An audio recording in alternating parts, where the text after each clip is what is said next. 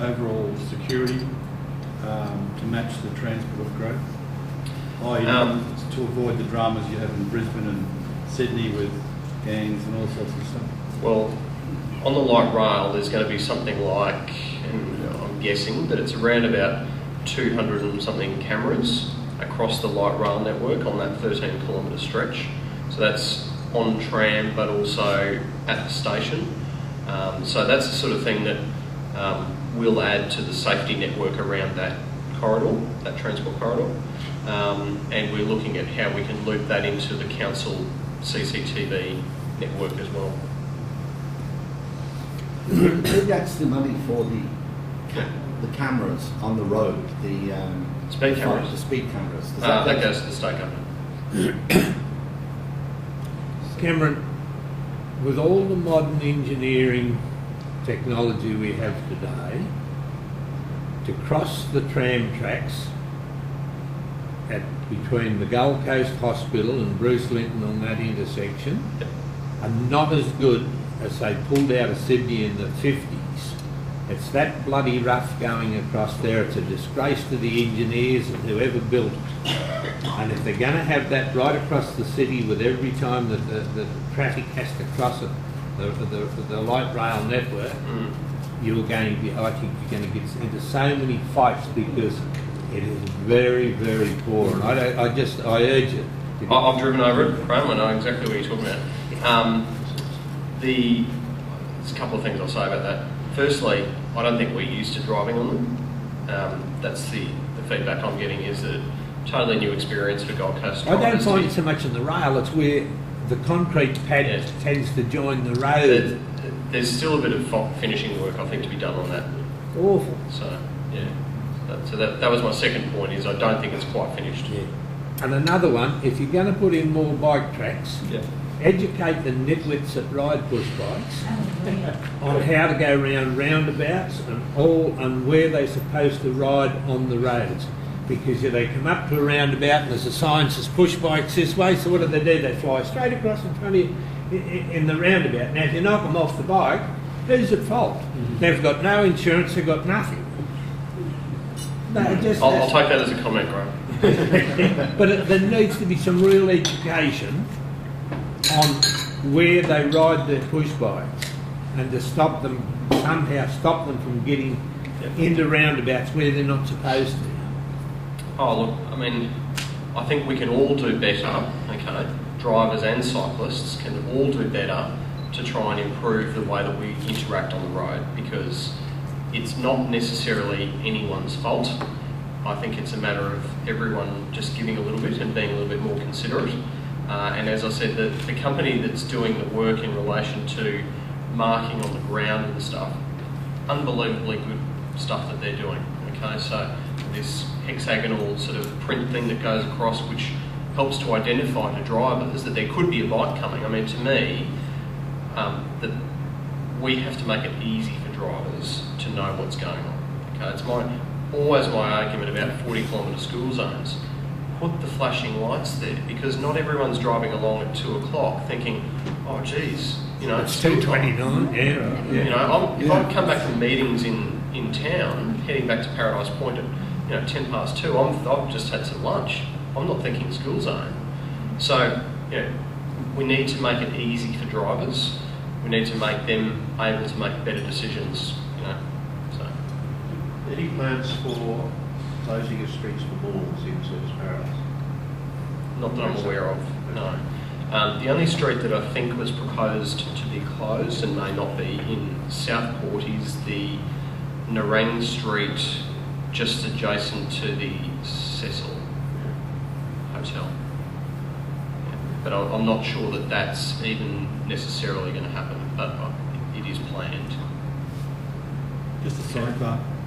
Where do you think people think the city centre actually is? Not where it's drawn on the map, but where it actually is?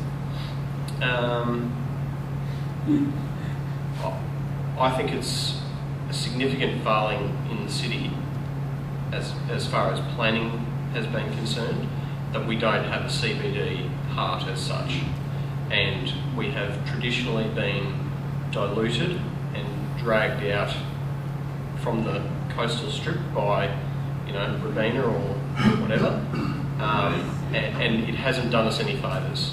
I constantly get this question every day of the week. Yeah, because if we want to be a city, people expect a city to have a CBD, and that is one of the limitations that we have at the moment. So I have a personal view that we should try, and this is not going to change in the next 2, 5, 10 years, but I think we should genuinely try to designate a CBD, free the shackles, and encourage commercial development in a zone. Tax-free zone.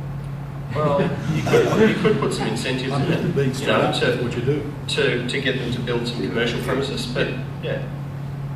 So having the council headquarters at the Bundle or wherever, it sort of dilutes the whole thing. Yeah, it's better though than Robina.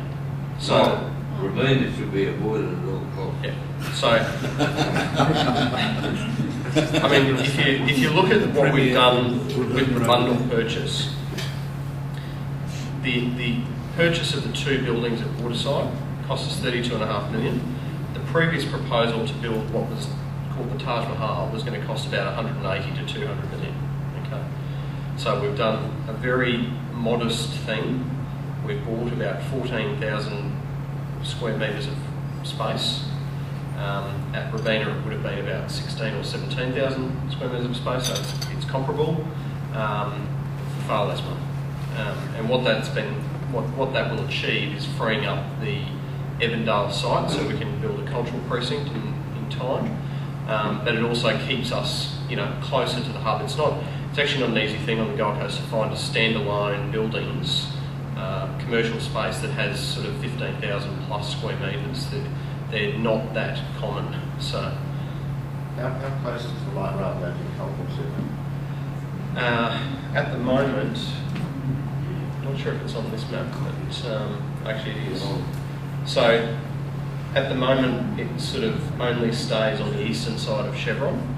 There's a planned spur, I think they call it, that goes across to sort of cross Chevron to Bundle, which would service the offices. Can we give Cameron a bit of room now to move on to some of these other planning areas, because we're running out of time. We just focus on transport for much longer. Lots of good questions though, I'm impressed. Oh yeah, but There's time for questions at the other. What's that? There's time for questions. Yeah. Do you want to hear a little bit about some local stuff? please. Okay. So, only a small piece in the paper this morning, but good news, I think we've finally put the tipplers issue to bed. Okay. We have, for those of you who haven't been over to tipplers in a while, in about September last year, we've reopened a licensed cafe.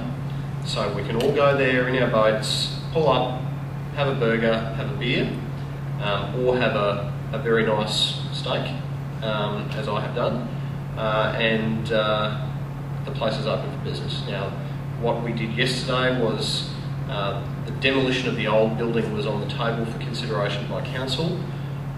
Council supported my position, which was settled with the Marine Action Group on Monday this week, to try to retain a portion of it that we can renovate, and it will be used as a multi-purpose space.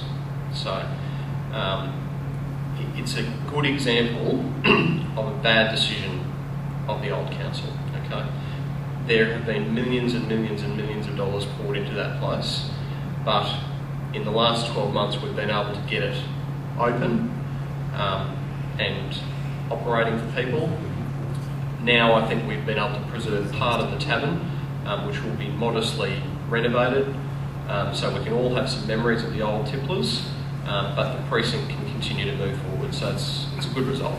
Hopefully that's pretty much the end of the tipplers thing, and as long as I'm the representative in Division 3, it's always my intention that tipplers continues to be operational.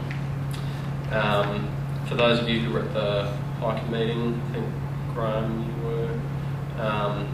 No, who was it? Graham, were you at the hiker meeting in relation to the buggy paths? I'm planning